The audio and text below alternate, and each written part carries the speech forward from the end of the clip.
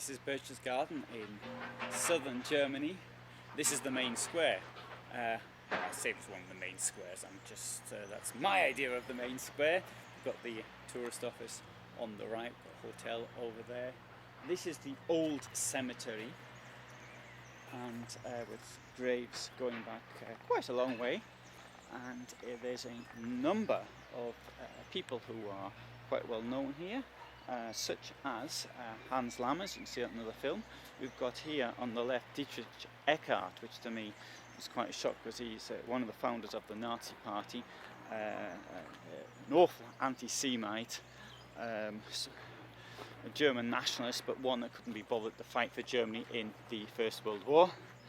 But what I really want to do is to show you some of the memorials to people who did fight in the war, people who were forced to fight for something, for the likes of Eckart, who couldn't be bothered. And let's have a look. I was very fortunate that a gentleman who actually restored many of these graves showed me around this morning. And so what I'm now going to do is to show you some of the things, some of his work, and start off here with this memorial, it's been recently renovated, and renovated to such an extent that we can now see the faces of the people who were killed in 2 world wars, who were also the victims of those wars, and we also get an idea of when they were killed. Now I'm just going to pick 1 or 2 at random, so where they actually did die, but there's an unusual one there, Finland. Okay, somebody died in Berchtesgaden, so that would mean that he was wounded, and I presume he came back home and where he died. But Flanders, Calais, POW, the Vogue, Arras, this one here was killed in the UK, obviously. Sorry, he died in the UK. I presume he was a POW. Many POWs, they're wounded, and by the time they get to the camp they're going to, they die of their wounds. It's quite, that's why you often see people who died after the war, but they are war victims all the same. There are Italy. A lot of German troops were in Italy. They went there to take part in the Battle of Caporetto, which was in October 1917, and then they advanced from there. Now we've got other dates as well up here, which are from the Second World War, so we can see that. For example, here Romania in August 1944, and 43 in Russia. I presume this gentleman totally disappeared. And now here we have an unusual one, which 9th of August 1942 in the Ardennes. I'm unable to explain that one because there was fighting in the Ardennes. There was 2 big battles of the Ardennes. German breakthrough of 1940 and the Battle of the Bulge in 1944. So how he got killed in 1942 in the Ardennes, I don't know. And we have other things as well. For example, here this gentleman here was killed 30th of September 1943 in the Caucasus. Well, by then, of course, German forces had been thrown out of the Caucasus completely. I presume that he died in a POW camp. Here's another one, 5th of March 1943. This could have been in the retreat from the Caucasus on Taman Peninsula or something of that nature. This one here, we have 20th of April 1945 in Berlin.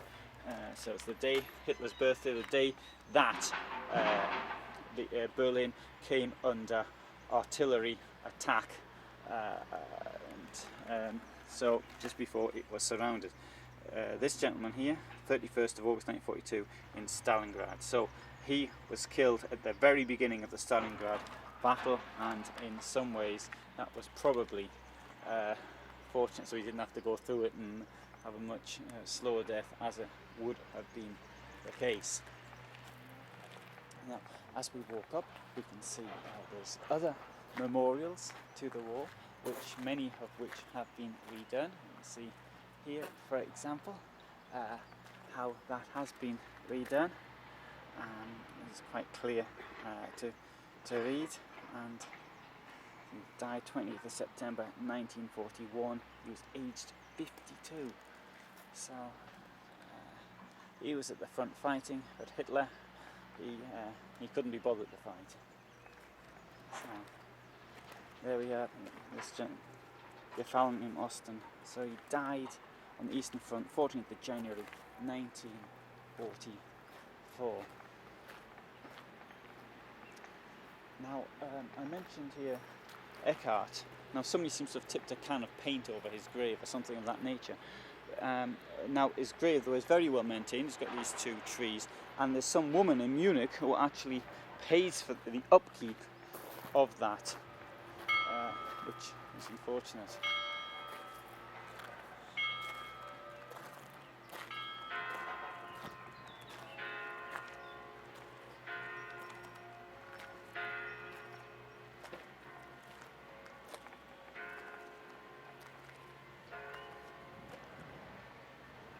You can see how well these photographs though have been done, and this 28th of March 1918, the photographs have been renovated and they look brand new in many ways.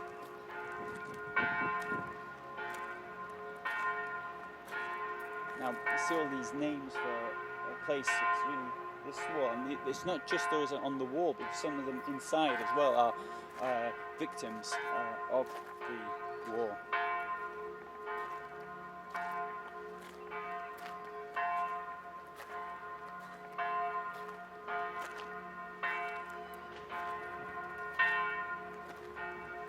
Now, I mentioned the word victims, but not everybody.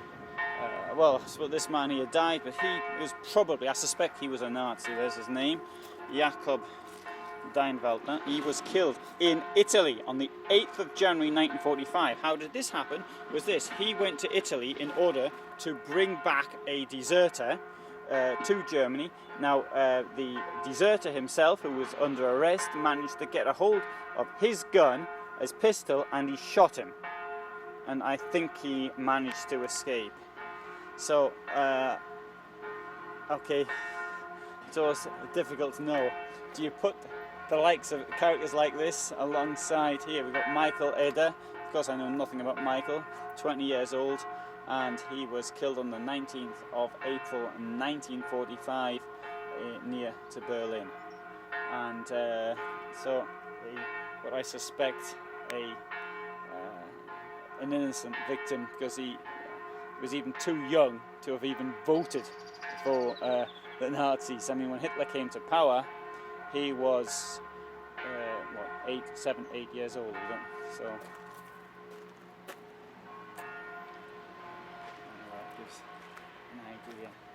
Right. So whilst I'm here, I'll just point this out here. So you've got the Kelstein, which is the Eagle's Nest, is up there, and Obersalzberg, which is the surrogate capital of Nazi Germany, was on the side of this mountain up there. So it's somewhere in that area.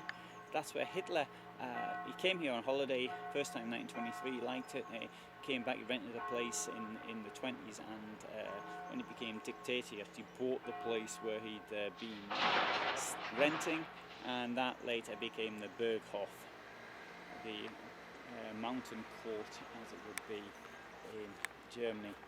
So, in Germany, we have a view of the cemetery on today, and this is really a very interesting place to be, Berchtesgaden. You've got the national park nearby, you've got people like myself interested in the Second World War, that's nearby. You've got history in the form of, we've got the salt mine, you've got the royal castle. There's lots to see, lots to do, and I've just been here for 6 days, and I've got to say, I think this is my favourite place in Germany. Anyway, so please see my other films from this area, and please subscribe.